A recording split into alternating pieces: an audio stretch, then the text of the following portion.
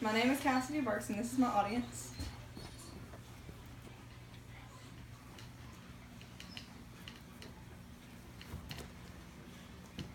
Get yourself. And today I'll be talking about why college athletes should be paid. Imagine working full-time, going to school full-time, and excelling in each area, giving all your best efforts to be successful in every field, and not getting paid for any of it. For many years, a constant debate of whether college athletes should be paid or not has arose. For more often than not, each athlete that decides to continue their athletic and academic careers has more than likely put countless hours of hard work to not only into working to get into college, but working to give themselves a chance to continue their once-in-a-lifetime dream. On top of the hours of classes they must take to maintain their scholarships, each athlete must put in so many hours of practice, studying, and rest as well.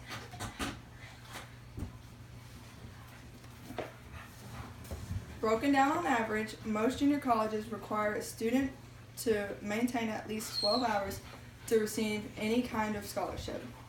Some states offer scholarships that will pay for at least the tuition of the college if the student maintains a certain grade point average and must be enrolled in a certain number of classes as well to maintain the hours enrolled at the college. On top of these scholarships, many junior college students attempt to keep the athletes have more. Junior college athletes usually must maintain a 3.0 grade point average, and if they are offered academic scholarships, they will often have to be enrolled in at least 12 to 15 hours of courses.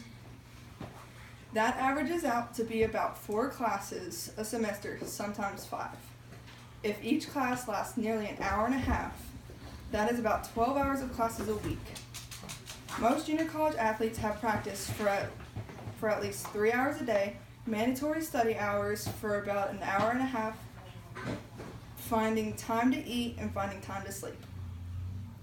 If there are 168 hours in a week, approximately 12 hours are taken away for classes, 49 hours a week for sleep, about 7 hours a night, although most college students average about 4 to 5 hours a night, 10 and a half hours for mandatory team bonding time, and about 10 and a half hours for eating. Total, that is about 82 hours taken away from an average week. This does not include studying, when most college courses require at least 3 to 4 hours of studying a night. But for those needing to maintain academic scholarships, even more to maintain an AB average. Scholarships for those wanting to play an athletic sport at college level are considered a positive, and they are.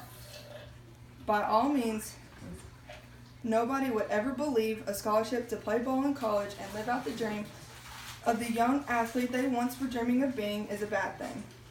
The expectations from these individuals are another. Rutindo Chimbaro, a second-year student athlete at DePaul University, a D1 university, gave an insight into her average day as a college athlete. Waking up at 6:45, Chimbaro is going nonstop, beginning the day with mandatory weightlifting, having a little over 2 hours to eat and to rest total in the day, ending the day at midnight whenever she finishes homework after working since 8:30 at night on each class's homework, and doing it all over again the next day. The way most college athletes view their scholarships is the good outweighs the bad, as Chimbaro. And this may be true, but the scholarships do not grant the achievements of the scholars themselves near enough what they are worth. According to ULoop, a contributor sent in his experience with being a college athlete football player. He begins by explaining being a college student athlete is no walk in the park. He talks of how instead of a 3-month summer break, his was 10 days. The only option to optional summer workouts is the option of if you want to play or not the next season. He continues by explaining by being a college student athlete is no walk in the park. He talks of how He continues by explaining the daily routine of summer, waking up at 7 o'clock in the morning just to watch film, work out, practice, go to meetings, and eat lunch and dinner combined lasting less than 4 hours, and how they would wake up and do it all again the next day. Summer workouts turn into fall workouts, which are not optional and are more imperative. Although some time is taken away from the workouts and practices and meetings in exchange for classes, which is not allowed between the hours of 2 and 7 because those are mandatory practice hours. After practice ends at 7 o'clock at night, the athletes must eat dinner, finish their schoolwork, and get ready to do it all again the next day. Stated in the Cooper article, Amy McCormick said, "Athletes don't have a free choice of what major they take if the classes conflict with practice schedules. I have personally heard of a student having to expand their time at certain colleges just so they wouldn't miss practice and suffer the consequences. In doing so, they had to extend their time at the college and add a semester, giving the college more money."